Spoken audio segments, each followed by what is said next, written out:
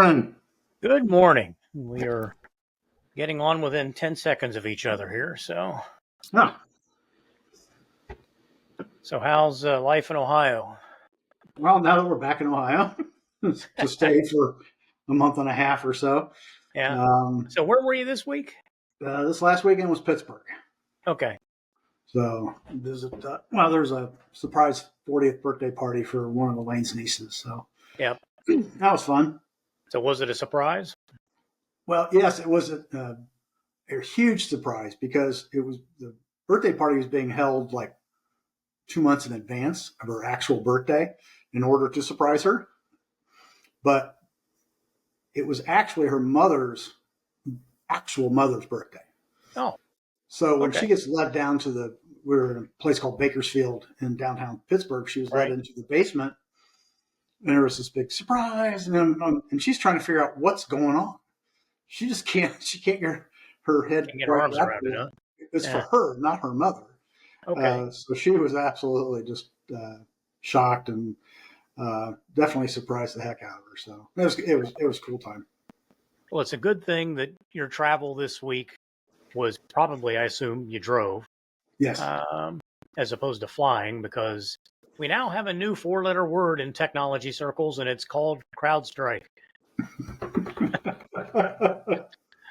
So I was talking to some guys this morning with guys in from out of town. So when that happens, we meet at Bob Evans at way too early an hour, and like three old men do, we talk a lot. But we did talk about CrowdStrike, and it will be interesting to see how this all gets handled in the press. But it really boils down to two things in my mind. One, and I don't want to bash Microsoft, but Windows is not a properly architected system. You do not allow other people's codes to run at kernel level. Yes. And that's, well, I've been told that I'll be smug for a week because I run Mac.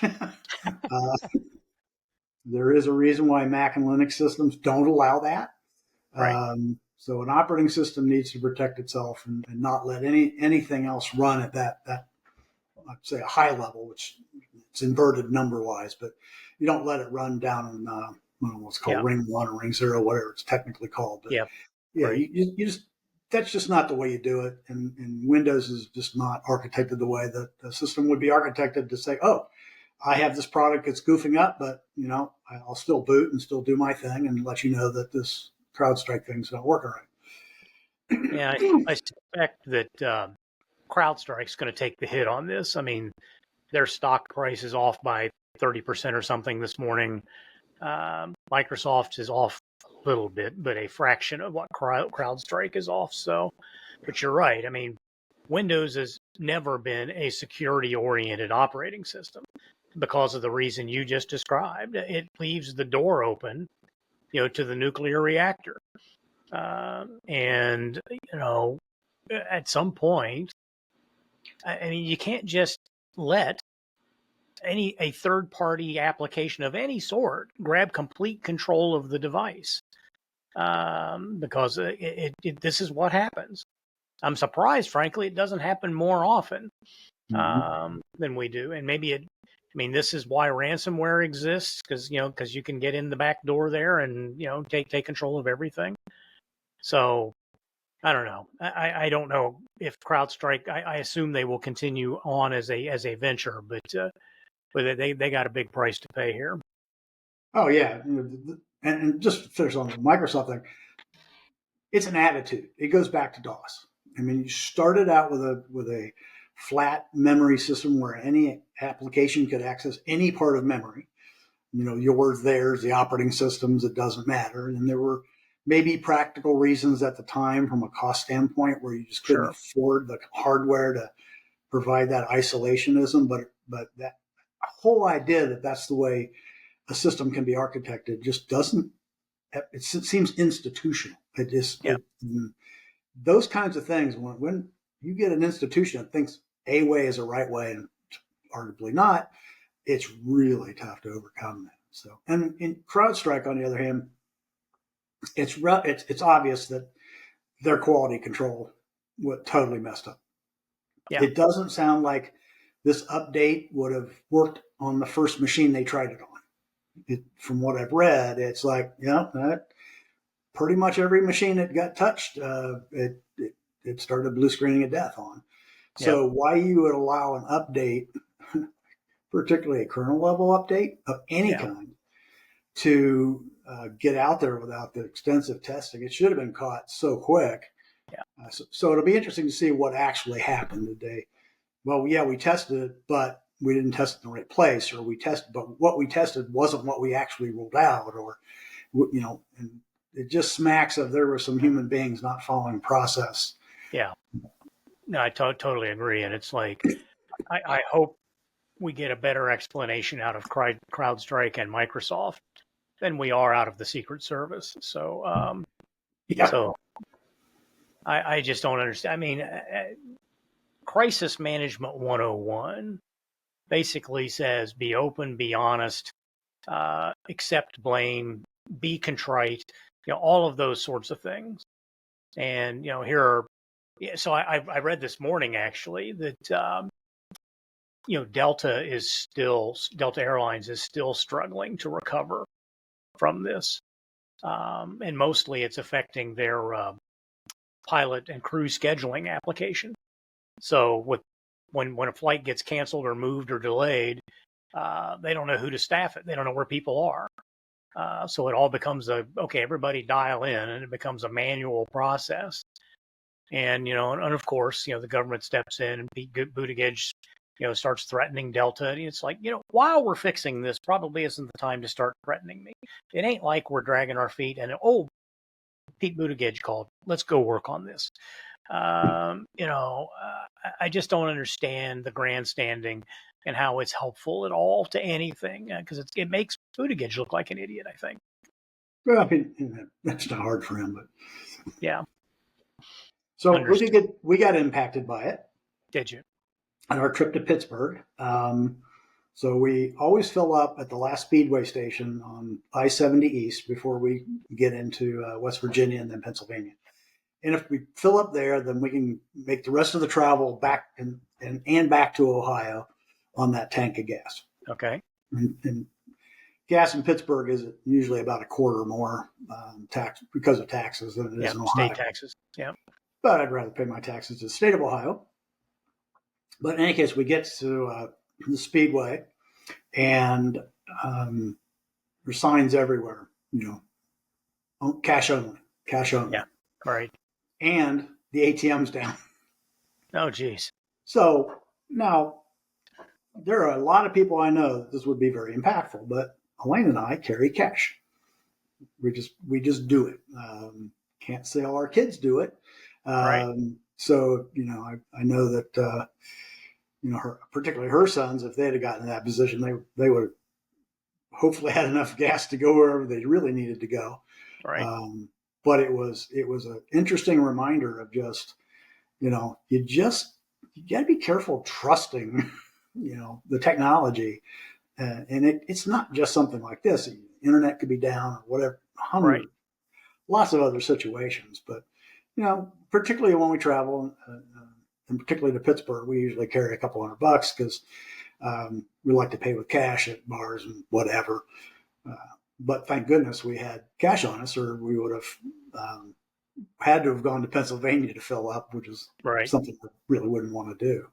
Yeah, it sounds like that was the only thing that impacted us. So. That sounds like the old Woody Hayes thing. If I have to push this bus across the state line, I am not buying gas in the state of Michigan. So, but yeah, I'm like you. I carry a little bit of cash. At least what I consider to be a little bit of cash. Something. Like right now, I probably have $100 in my billfold, something like that. Mm-hmm. And I figure there isn't much in life that I need to do on a cash basis, like a situation like you just described. I can put $40 of gas in my car and get wherever I'm going. That's maybe the only thing I can think of off the top of my head that I absolutely positively need cash. I could go without eating for a few hours. I could, do much of anything. For a little bit. But I guess I'm always surprised at the number of people that their entire life is tied to their debit or credit card. I mean, it's not that I don't use my credit card often. I do. I can't remember the last time I paid cash for groceries, for example. But I just, the number of, especially younger folks, that just walk around in their entire life as their debit card, and it just takes one paycheck not making it to the bank, or whatever the case might be, or like you ran into a major outage that you don't have access to the cloud in any way, then you're absolutely screwed. So I guess you make a good point about CrowdStrike. Obviously, had to have, their testing procedures had to have failed, right, in a major way. Because this, again, I've not seen a device that's had this issue. I'm aware of CrowdStrike. I've never been a user in any way, shape, or form, either corporately or personally. So I don't know their practices, firsthand or anything. But you're right. I mean, everything I've read basically said as soon as the thing installed and restarts, you're bricked at that point. How would you not catch that in testing? That's or if somebody did catch it, what'd they do with the information? That's crazy.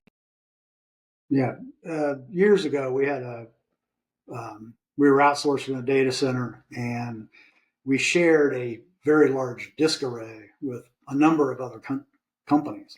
Yeah, and so there was this software-defined disk array. They had procedures for adding more disk to a customer or adding a new customer and all that. And they had documented procedures on how to do it.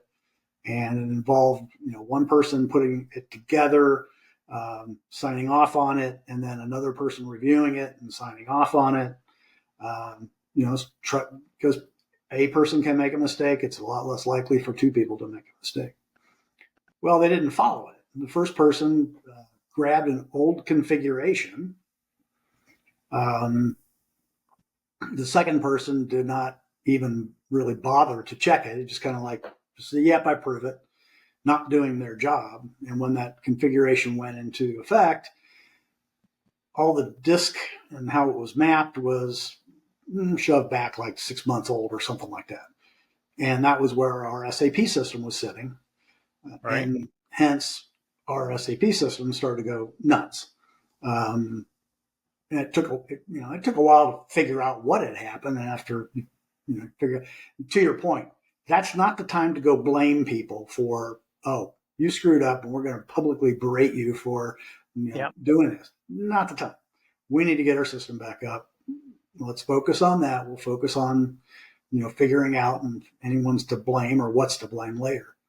And it did. It took us probably a day and a half to fully recover the system.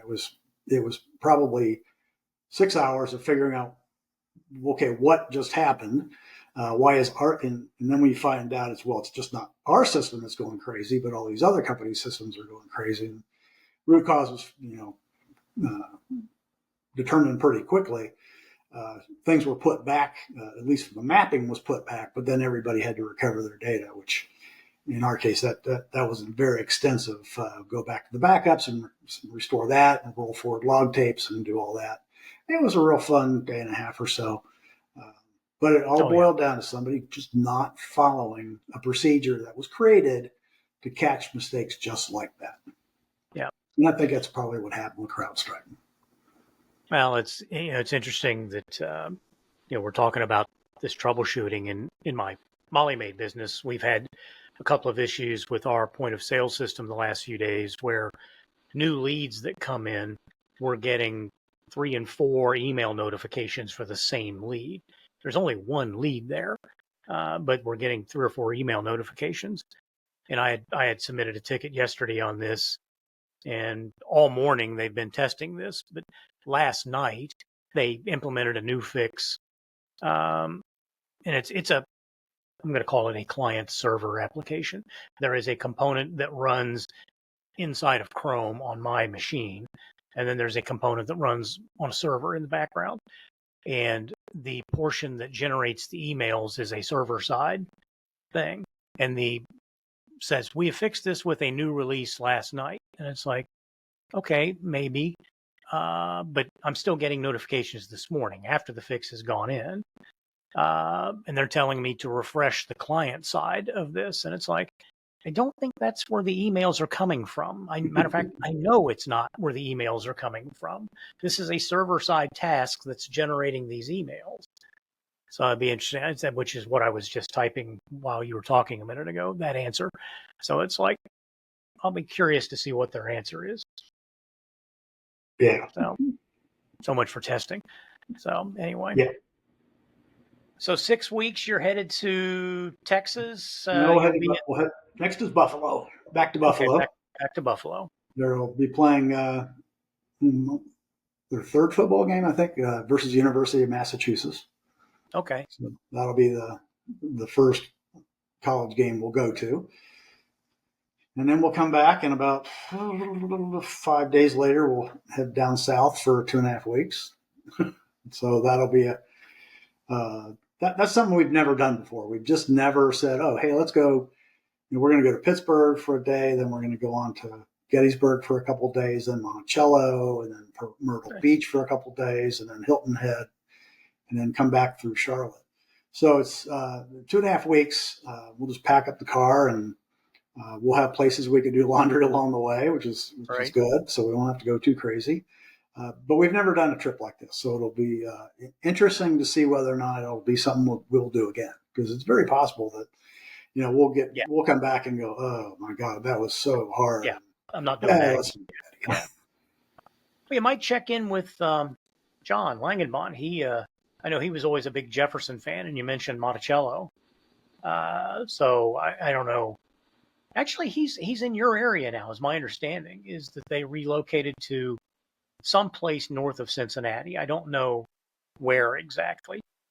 Perhaps you do, but I think I want to say at least one of his kids, and maybe two of them, live in that greater Cincinnati, Mason, Springboro, someplace in that megalopolis between Dayton and Cincinnati. I don't know exactly where, but I'm sure he's in that area. Yes, and I think it's Mason, but then I believe last I heard was they were going to buy a place in Siesta Key, I believe. Okay. So given the time of year, he's probably up here, not right. There. Yeah. Although maybe my memories of Ohio weather have shaded over the years, but if it were Charleston and Siesta Key, there's not an appreciable difference between the weather. It's hot, it's humid, it's sticky. For starting about August 1st, normally, you start watching hurricane forecasts. No matter where you are along the coast in the southeastern United States.